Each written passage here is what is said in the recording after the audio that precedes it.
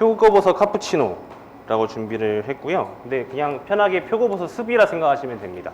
그냥 이따가 이유를 말씀을 드리겠지만 표고버섯 습만 그 습 형태로만 나가기에는 레스토랑에서 조금 아쉬운 점이 있어가지고 카푸치노 형태로 바꾼 거거든요. 그래서 편하게 그냥 표고버섯 습이다라고 생각하시면 되고요. 표고버섯 스프 같은 경우에는 이제 오늘 아이데아스랑 깔바도스 사용할 건데요. 그 두 가지 사용하는 이유는 그 주재료의 어떤 맛을 좀 이렇게 증폭시켜주는, 향을 좀 더 확실하게 이제 배가시켜주는 용도로 사용을 했고요. 일단은 표고버섯 스프 준비할 때 주재료는 표고버섯이랑 양파예요. 그래서 표고버섯 스프를 어떻게 만들 거냐 하면은 표고버섯 퓨레를 일단 만들고 거기에 우유 크림만 넣어서 간단한 스프를 만들 겁니다. 근데 보통 스프 강연을 하게 되면 제일 많이 물어보시는 게 이제 증점제, 루 이런 얘기를 제일 많이 하세요. 근데 루를 사용하는 방법은 현대에 들어와서는 사실 많이 없어진 것 같아요. 예전에는 어쨌든 재료가 좀 많이 부족하고 해서 많은 양을 끓여내야 되고 농도를 잡기에는 주재료가 부족하니까 루를 넣어서 어쨌든 습 형태로 만들었다고 저는 이해하고 있는데, 사실 요즘 표고버섯을 못 구해서 습을 못 만드는 건 아니니까 저희는 루를 사용하지 않는 대신 고형분 퓨레의 양을 압도적으로 늘리고 그 다음에 우유 크림만 넣어서 하는 방식으로 오늘 채택을 할 겁니다. 그래서 그 부분 참고해 주시면 될 것 같고요. 표고버섯 같은 경우에는 사용을 하실 때 갓이 사실 화고가 있는 게 최상품이에요. 근데 오늘 퓨레를 만들 거라서 그 정도까지는 필요는 없고, 대신 제일 중요한 부분은 만져보셨을 때 경도가 높아야 됩니다. 이게 갓이 많이 펴 있고 습을 많이 먹으면 사실 향도 많이 안 나고 특별히 메리트가 많이 없어져요. 향도 많이 안 나기 때문에. 그렇기 때문에 마트나 이런 데 가셔서 포장이 안 된 게 있으면 가볍게 한번 만져보시고 갓이 안 펴진 거를 위주로 사시는 게 상품의 표고버섯을 사시는 거예요. 그래서 그렇게 골라주시면 되고요. 저도 맨날 가락시장 가가지고 한 5kg짜리 박스 있으면 저희 가게에서 쓰는 게 그중에 한 2kg? 네, 나머지는 이렇게 골라와요. 그래서 맨날 아주머니가 뭐라 하시는데 아무튼 그렇게 이제 경도가 높은 거를 사용하셔야 됩니다. 그래서 버섯 같은 경우에는 요즘은 재배를 할 때 어쨌든 배지를 많이 사용하기 때문에 자연산 그 버섯이 아니고는 크게 이물질이 많지는 않아요. 그래서 저희 같은 경우에는 가볍게 붓으로 이렇게 털어주고요.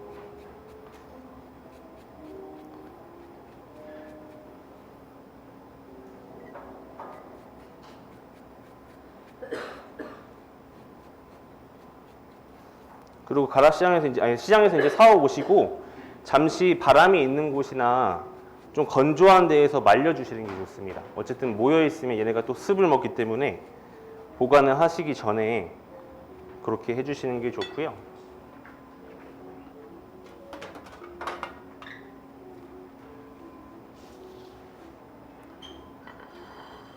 다 보이시나요? 혹시 괜찮으시나요? 네. 표고버섯 습을 만들 때는 대는 어쨌든 저희가 슬라이스를 할 거기 때문에 그냥 자연스럽게 떼주시면 돼요.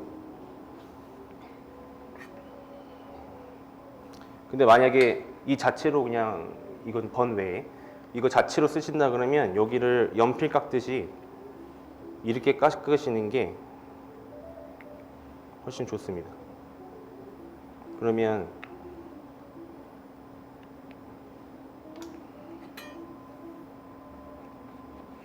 만약에 이렇게 잘랐을 때 프레젠테이션 하기도 훨씬 더 좋고 좀 더 세워지는 이게 버섯 모양이 잘 나오게 되거든요. 그래서 그러니까 이 옷 자체로 만약에 소테를 하신다, 버섯 볶음을 하신다 했을 때는 대를 남겨두시는 걸 추천드리고, 나는 오늘 퓨레를 만들 거다 하면 썰기 불편하니까 대를 없애시는 걸 추천드려요.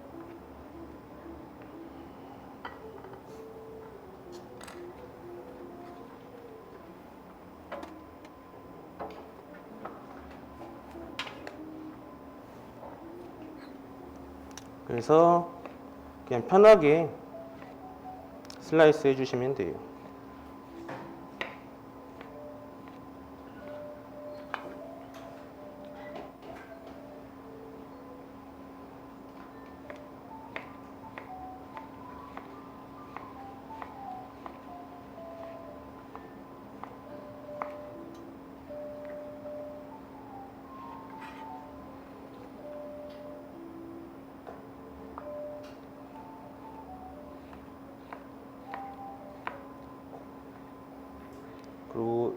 지연 도중에 궁금하신 점이나 있으시면 그냥 편하게 손 들고 말씀해 주세요.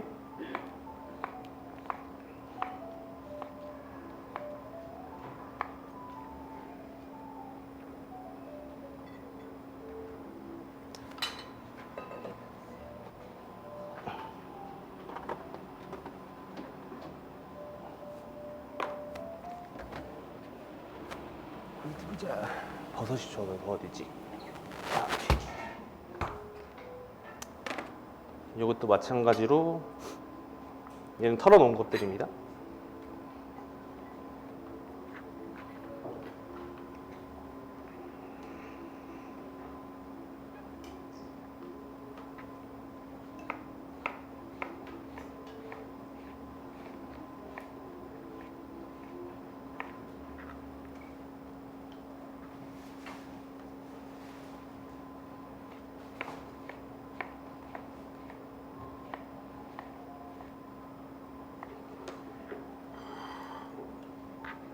땡큐.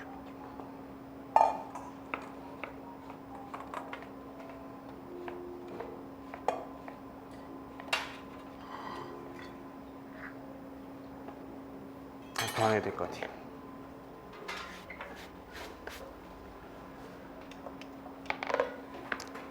양파 같은 경우도 그냥 슬라이스 해주시면 되는데요. 양파 슬라이스 할 때는 여기 양파 뿌리 부분 있잖아요. 이 부분을 슬라이스를 한다고 하시면 없애주시는 게 훨씬 더 편하세요. 이게 있으면 마지막 꽁다리 때문에 이게 이렇게 흩어지지가 않습니다. 그래서 양파 슬라이스도 그냥 편하게 해주시면 됩니다.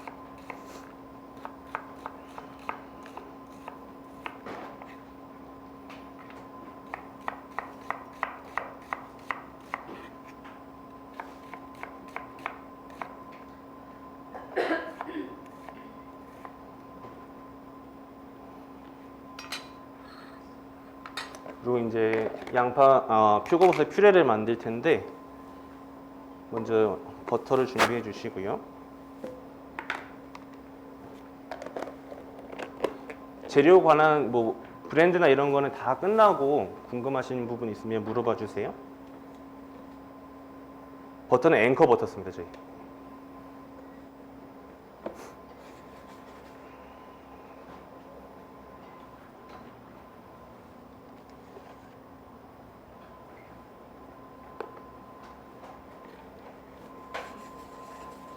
그리고 이제 볶을 때 중요한 점은 저희가 양파 색이 나지 않게 볶을 거예요. 어쨌든 저희가 오늘은 하는 방법 중에 RDS랑 깔바도스를 이제 눌러 붙는 애들, 보통 이제 육수에서는 뭐 폰드라고 표현하는데 그 누룽지 같은 부분들을 다 긁어내면서 퓨레의 이제 풍미를 높일 거거든요.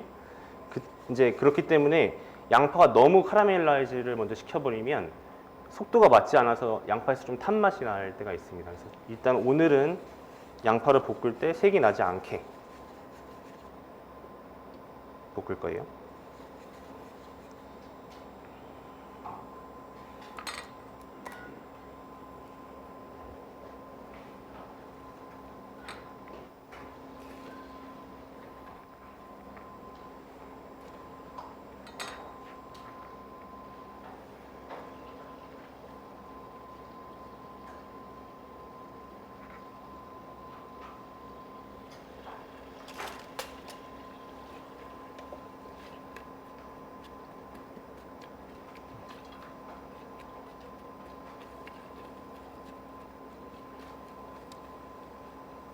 그리고 버터 양 같은 경우에는 조금 충분히 하셔야 되는 게 이제 버섯 같은 경우에는 처음에 다 버터를 이제 흡수를 해요. 그렇기 때문에 이게 처음 했을 때 이게 너무 많은 거 아니야? 싶을 정도로 좀 하셔야 나중에 이제 카라멜라이즈를 버섯을 하는 게 좀 더 수월합니다.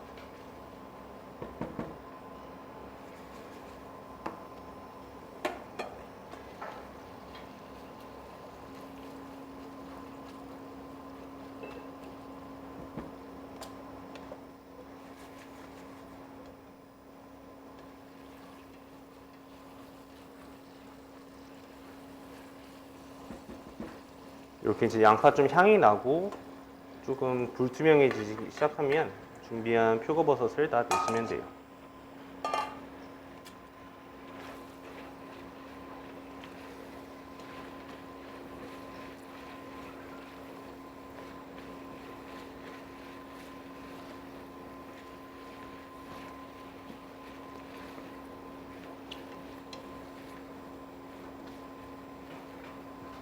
보면 이제 아까보다 버터 양이 다 없어졌죠.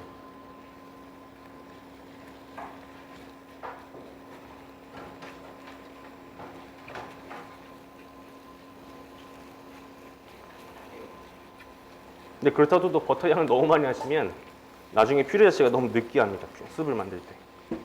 그래서 저희가 지금 적어 놓은 분량이 그냥 기준점 잡으실 부분인데 거기서 한 이제 저게 뭐 절대적인 건 아니고요.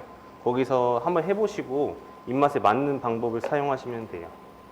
근데 저기서 막 한 50% 이상 더 들어간다 이렇게 되면 제 기준에서는 조금 느끼해지거나 좀 맛이 좀 달라지는 거라고 생각하시면 될 것 같습니다.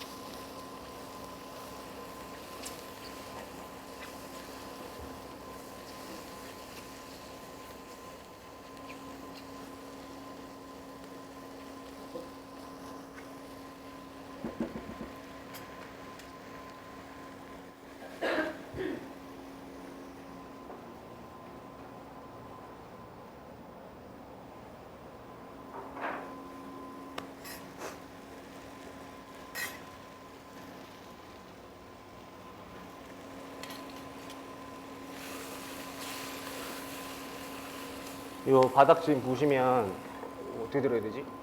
여기 지금 검은 이제 갈색들이 보이시죠? 저희가 오늘 좀 소량을 해서 지금 조금 아주 이렇게 적나라하게 보이진 않는데 보통 양이 좀 늘으시면 이게 금방금방 생기고 양도 많거든요. 그때 RDIS 화이트 와인을 부어서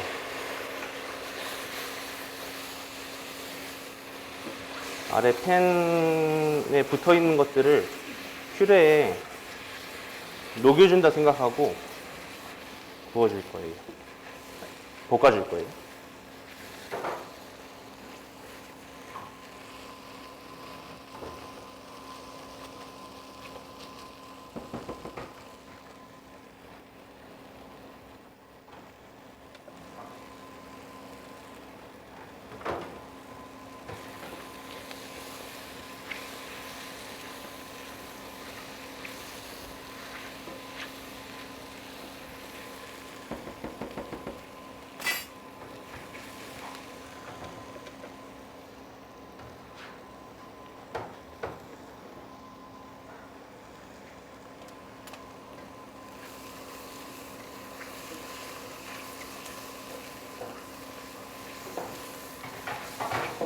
어쨌든 퓨레를 만들 때는 조금 인내심을 가지고 하시는 게 좋고요.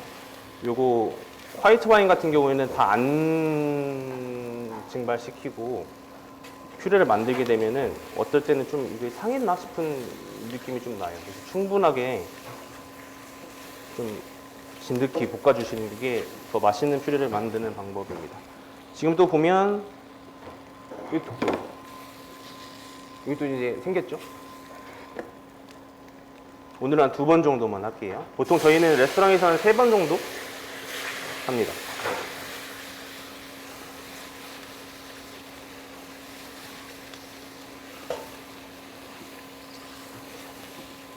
그걸 2번 해서 끝낼 거기 때문에 또 빈자리에 이제 디존 깔바도스예요.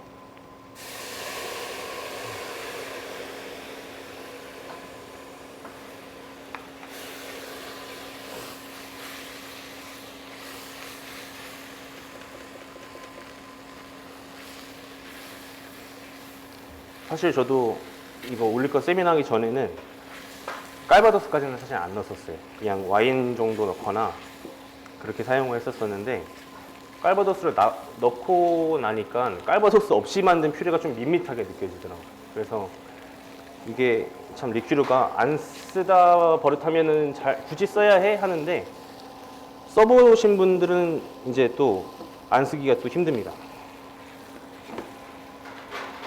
그래서 이렇게 준비를 하는데 어쨌든 간에 계속 볶다 보면 지금도 또 바닥에 이렇게 잘 보이시나요?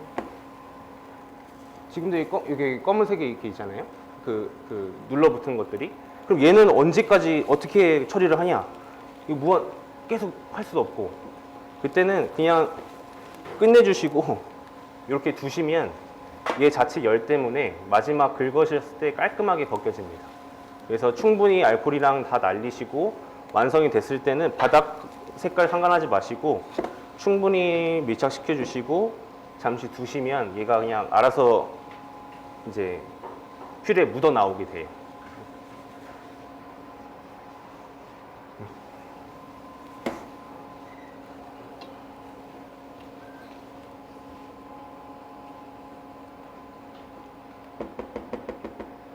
네, 오늘 이제 시간이 있으니까 바로 이제 보여드리면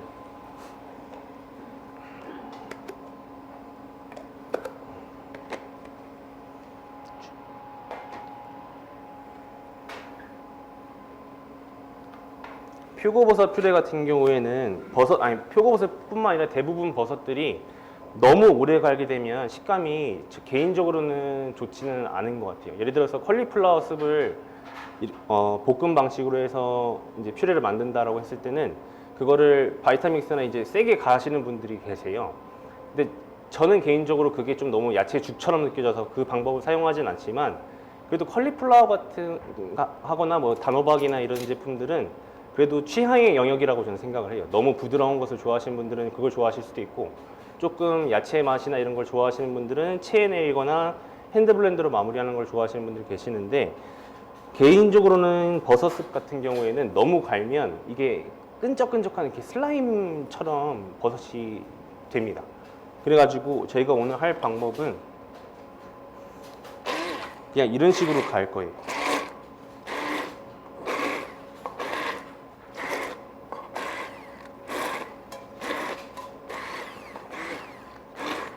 이거를 그냥 믹서에 넣고 갈게 되면 식감이 되게 끈적끈적해지거든요.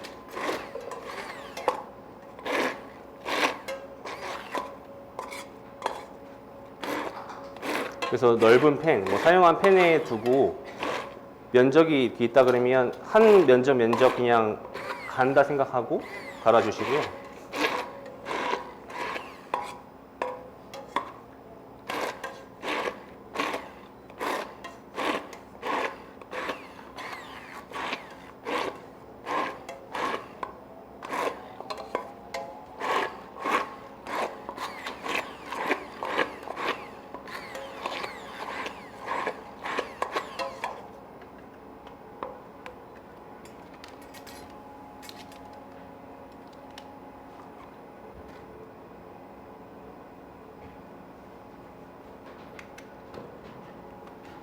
볼을 나눠줄까? 응.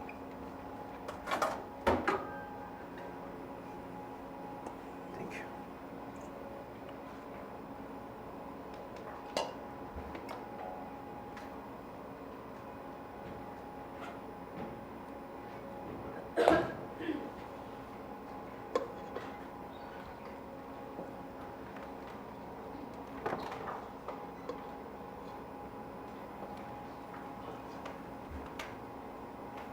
그래서 이런 형태로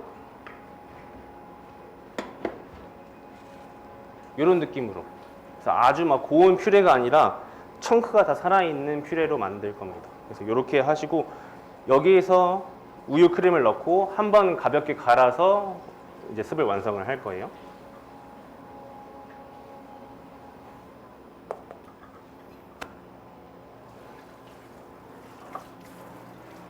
잠시만요.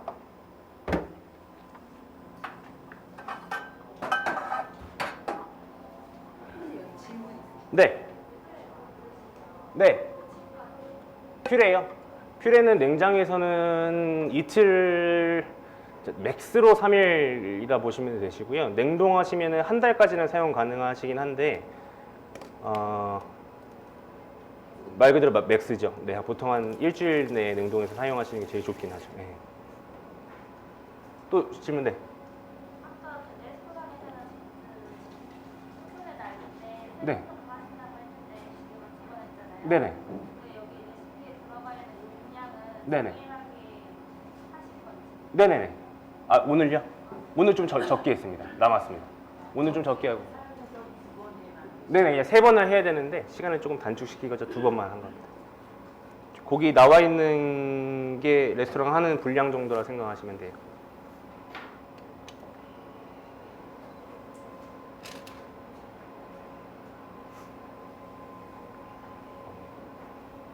그리고 이 퓨레를 습 데워야 될 것 같아.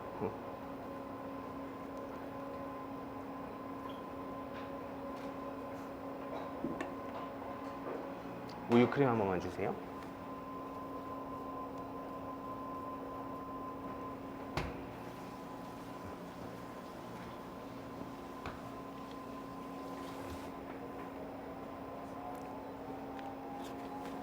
이것도 보통 퓨레 1이라 생각하시면 생크림을 1 정도라 생각을 하시고요.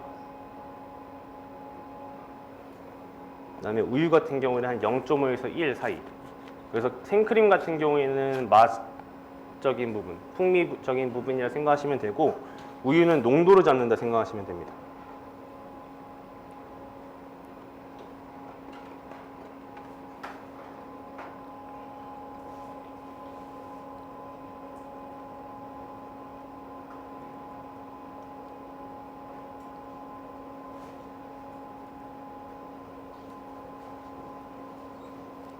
생크림 같은 경우에 저희는 서울우유 생크림 사용하고 있고요. 개인적으로 외국 생크림 사용해도 되냐라고 물어보시는 경우가 있는데, 사실 외국 생크림은 뭐 제과에서는 특별히 뭐 이렇게 잘은 모르겠지만 요리에서 쓰기에는 좀 적절하지 않은 게, 가열했을 때 좀 그 취가 좀 저는 개인적으로 나더라고요. 그래서 그냥 신선한 대리점에서 그냥 바로바로 받아서 쓰고 있고, 우유 같은 경우에는 마트에서 메일 우유를 쓰긴 해요. 근데 뭐 서울 우유 쓰셔도 상관은 없는데, 개인적으로 메일 우유가 조금 더 뒷맛이 좀 깔끔해가지고, 저희가 어쨌든 음식 자체를 이렇게 막 뭐 프렌치 한 느낌이 아니고 조금 담백하게 하려는 편이라서 우유 같은 경우에는 메일 우유 사용하고 있고요. 생크림은 서울 우유 사용하고 있는데, 메일 우유 그럼 생크림이 더 좋은 거 아니냐라고 물어보시는데, 요즘 메일 우유 생크림에 알 써 있는 것들이 가끔씩 있어요. 근데 그건 또 외국유를 뭐 수입해서 또 좀 뭐 다르다라고 하더라고요. 그래서 어쨌든 사용하시기에 제일 편한 건 서울 우유 생크림이 아닌가 싶어서 일단은 그렇게 사용하고 있고, 우유 정도만 메일 우유 사용해 주시면 조금 더 깔끔하실 거예요.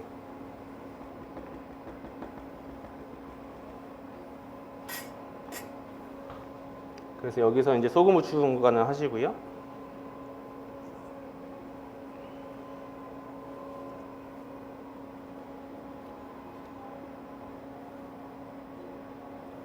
지금 같은 경우도 습치고는 되게 좀 걸쭉하잖아요. 그 이유가 어쨌든 농도는 우유로 잡는다 그래서 저희 레스토랑에서 이제 픽업하는 방법을 알려드리면, 예를 들어서 10인분을 나간다라고 하면 10인분을 우유까지 다 넣고 맞춰 놓지는 않고요. 왜냐하면 끓이면서 또 손실되는 수분량이 있기 때문에 일단 베이스로 조금 진하게, 크림이랑 우유가 예를 들어서 1이 들어간다고 하면 한 0.5에서 0.7 정도만 넣는다는 상태에서 베이스를 강하게 만들어 놓고, 간도 조금 강하게 해 놓고, 이제 거기에서 손님들이 제 시간에 매번 오시지 않잖아요. 이렇게 셋 이렇게 나눠져 있으면 그 퓨레를 덜어내서 우유 생크림 조금 더해서 나가는 식으로. 그래서 지금 같은 경우는 이 농도는 그냥 베이스 농도라 생각하시면 돼요. 그래서 여러분들이 보통 레스토랑에서 일을 많이 하시나요? 아니면 카페 어떻게 오셨죠? 카페 또 어떻게 오셨죠? 업장 오늘 안 하시나요? 집에 사실 때는 상관없습니다. 아무튼 그래서 다시 말씀드리면 베이스를 좀 강하게 잡아놓고 이제 인분에 맞춰서 우유랑 생크림 양을 조절하시는 게 훨씬 더 편한 방법이다라고 말씀을 드리고요.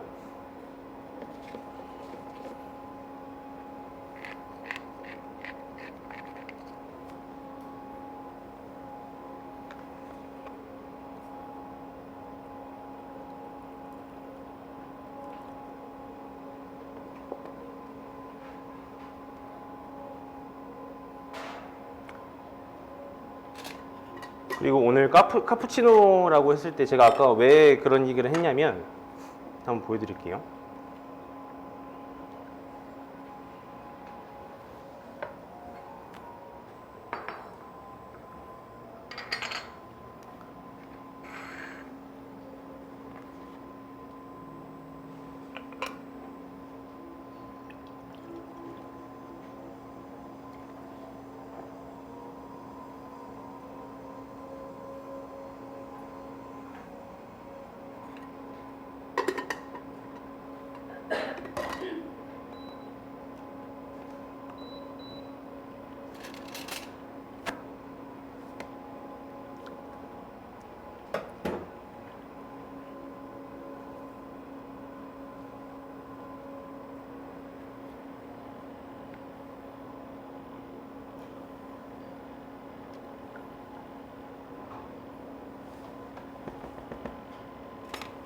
이제 습 농도가 얼추 됐거든요.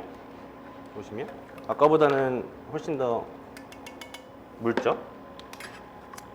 그리고 보통 레스토랑에서 습을 픽할 때 이렇게 자잘자잘한 그 거품들 많이 보시잖아요. 그걸 어떻게 하냐면 이렇게 해서 습 표면이랑 그 핸드블렌더 공간 사이에 두고 여기서 무스질을 합니다. 이게 무스를 올린다고 보통 표현하는데, 그러면 옆에 지금 빠글빠글하게 올라온 거 보이시나요? 이렇게 해서 보통 컬리플라워나 저희 레스토랑에서 이렇게 픽업을 해요. 근데 왜 카푸치노를 그럼 레스토랑에서 하냐라고 물어보신다고 하면, 아까 말씀드렸다시피 버섯 같은 경우에는 섬유질이 좀 독특해서 얘를 이렇게 나갈 수는 있어요. 나가서 저희 그 양파찹이랑 그 부추랑 베이컨 칩쇼.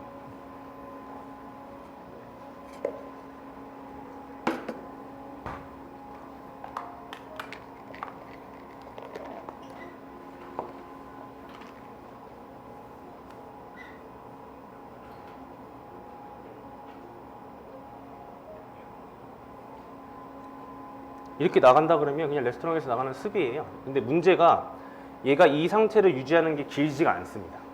이게 조직 섬유질 때문에 손님 암만 뜨겁게 애들 보고 빨리 나가라고 해도 지금 조금만 시간 지나고 손님이 스푼을 넣을 때 되면 겉에 막이 생겨서 이게 쓱 들어가게 돼요. 그러면 마치 이제 뷔페에서 습 뜰 때 마냥 이제 이렇게 좀 느낌이 노력을 안 하나? 뭐 이런 느낌이 좀 들어요.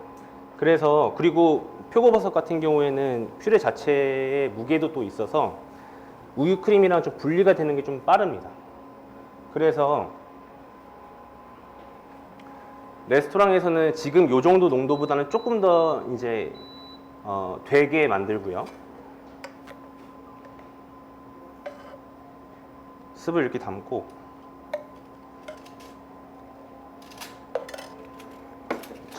첩일 한 번만요.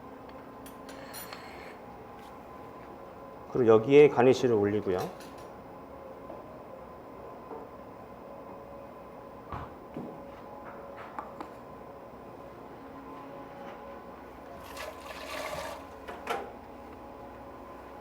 그리고 아까 해놓은 게 이게 우유 거품기예요. 우유 거품을 만들고 어쨌든 간은 연속성상에 있어야 되니까 소금간만 한 겁니다.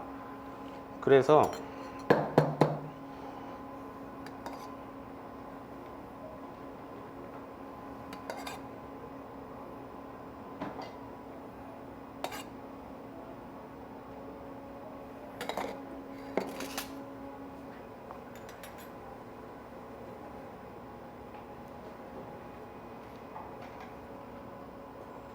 레스토랑에서는 이런 식으로 보완해서 나가요. 그렇게 되면 어쨌든 위에 있는 막이 마를 일도 없고, 그 다음에 손님들이 보시기에도 사실 표고버섯 습이라고 하면은 카페 이런 데서 너무 많이 팔기 때문에 아까 대표님이 말씀하신 것처럼 저희가 비싼 레스토랑인데 또 표고버섯이 나와 이래버리면 조금 아쉬워하시는 경우도 있어요. 근데 약간의 위트를 좀 더한다고 해서 약간 뭐 벌써 디저트가 나와? 뭐 이런 식으로 해서 이제 스토리를 또 만들 수가 있으니까 레스토랑에서는 조금 이런 식으로 보완을 해서 나갑니다.